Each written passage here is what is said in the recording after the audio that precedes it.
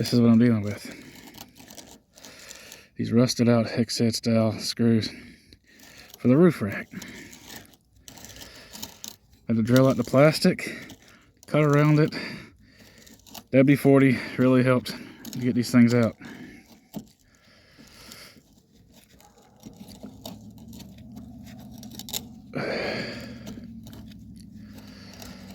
And this is the last one.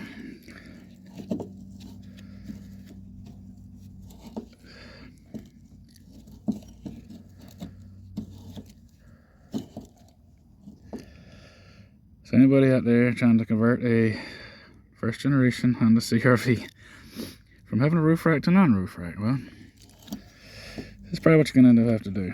This kind of stuff here. But keep at it, be determined, and you'll get it.